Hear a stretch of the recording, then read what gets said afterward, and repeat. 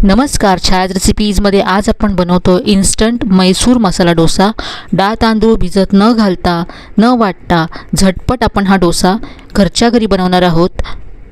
हा डोसा अगदी क्रिस्पी कुरकुरीत होतो आणि चवीला अप्रतिम लागतो। याबरोबरच डोस्याचं प्रीमिक्स सुद्धा मी तुम्हाला दाखवणार आहे, जे वापरून तुम्ही कधीही झटपट हा डोसा तयार करू शकता। चला तर अजिबात वेळ न घालवता बनवायला सुरुवात करूया इन्स्टंट मैसूर मसाला डोसा। तर सगळ्यात आधी इथे मी मिक्सरचं भांडं घेतलं आहे, यामध्ये 1 कप गव्हाचं पीठ घालायचं आहे, पाव कप यामध्ये रवा घातला आहे, 1 मोठा चमचा बेसन घालायचं आहे। बेसनामुळे रंग आणि चव दोन्हीही खूप छान येतं डोस्याला। 1 चमचा यामध्ये साखर घालायची आहे, साखरेमुळे सुद्धा रंग छान येईल डोस्याला। आता हे मिक्सरला फिरवून घ्यायचं आहे, तर अगदी बारीक असं हे वाटून घेतलं आहे। तर हे आपलं डोस्याचं प्रीमिक्स तयार झालं आहे। हे तुम्ही असं बनवून स्टोअर करून ठेवू शकता आणि जेव्हा तुम्हाला डोसे बनवायचे आहेत तेव्हा यामध्ये पुढचं साहित्य घालून यापासून डोसे तुम्ही तयार करू शकता। आता इथे या सगळ्या पिठापासून मी डोसे तयार करणार आहे, म्हणून मी हे पीठ बाउलमध्ये काढून घेते। यामध्ये आता पाव कप दही घालायचं आहे। आता पाणी घालायचं आहे, तर इथे मी सुरुवातीला 1 कप पाणी घेतलं आहे। पाणी थोडं थोडं घालत जायचं आहे आणि हे मिक्स करत जायचं आहे। एकत्र मला किती पाणी लागलं ते तुम्हाला मी शेवटी सांगते।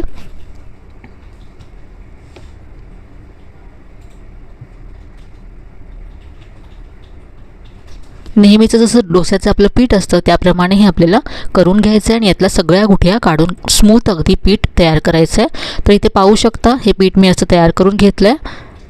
अशी याची कन्सिस्टन्सी हवी आपल्याला आणि यासाठी मला साधारण 1.5 ते पावणे 2 कप पाणी लागलं आहे। पाण्याचं प्रमाण कमी जास्त लागू शकतं, पण कन्सिस्टन्सी तुम्ही लक्षात ठेवा।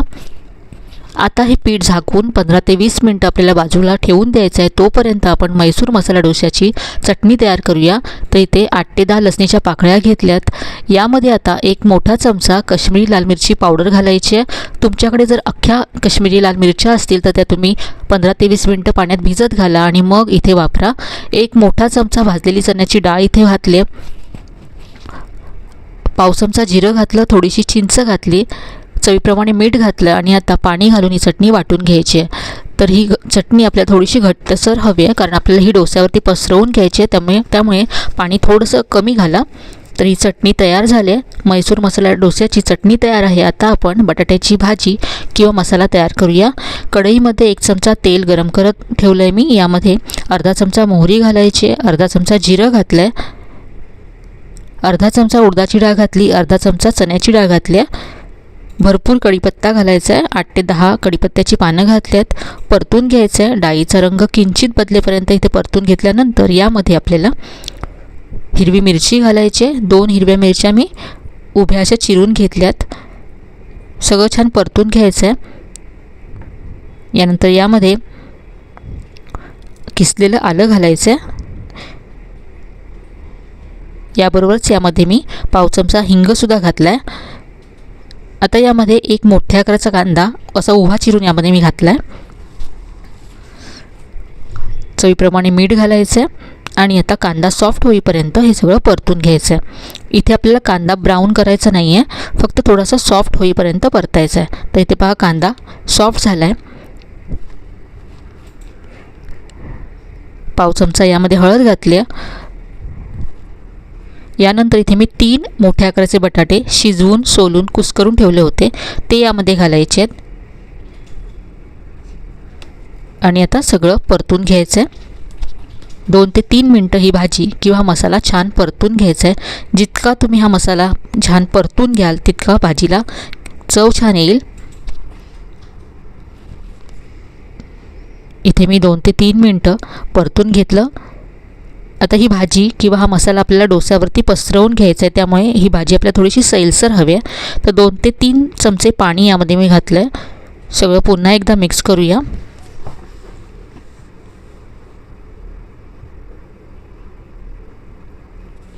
बटाट्याचा मसाला तयार झाला आहे।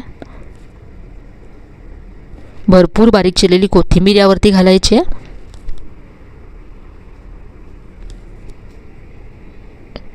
आणि आता गॅस बंद करूया।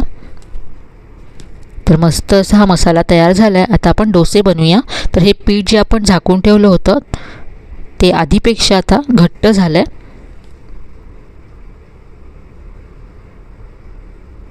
हे आता आपल्याला छान असं फेटून घ्यायचं आहे 2 ते 3 मिनटं, ज्यामुळे डोसे छान जाळीदार होतील.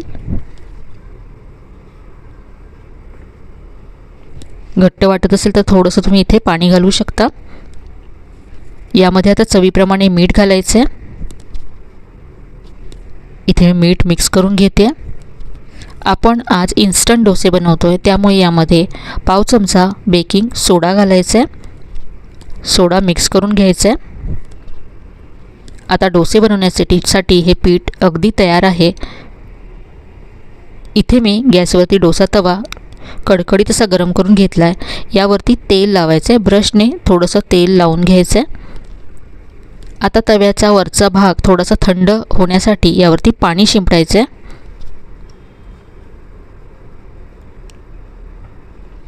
यानंतर सेंटरवरती 1 ते 1.5 चमचा पीठ घालायचं आहे आणि हलक्या हाताने सेंटरपासून कडेला असा डोसा पसरवून घ्यायचा आहे.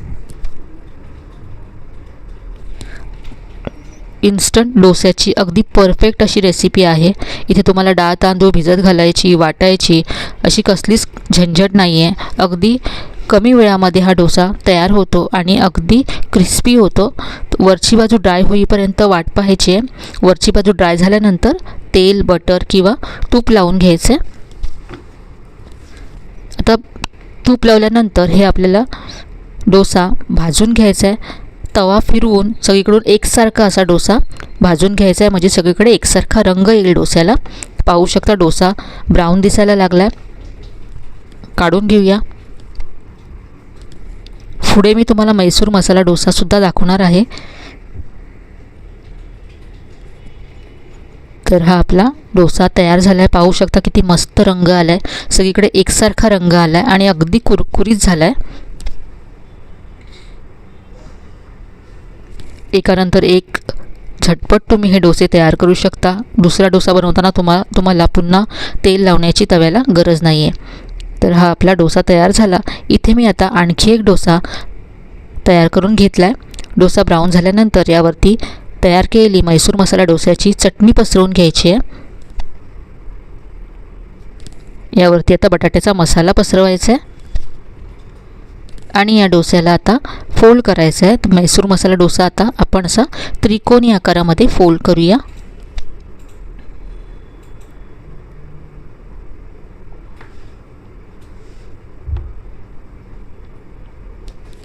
तर हा आपला मैसूर मसाला डोसा तयार झाला आहे.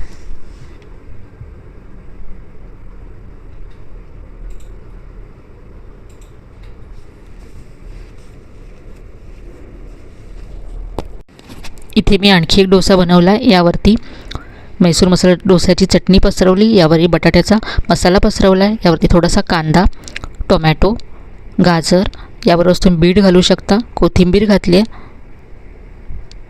सगळं छान तव्यावरती जसं मिक्स करून घ्यायचं आहे आणि हा डोसा फोल्ड करायचा आहे. तर अशा पद्धतीने सुद्धा तुम्ही डोसा तयार करू शकता.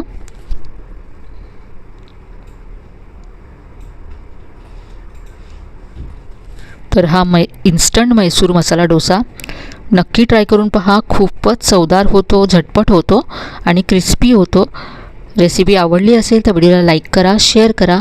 चॅनलला अजून सबस्क्राईब केलं नसेल तर नक्की सबस्क्राईब करा.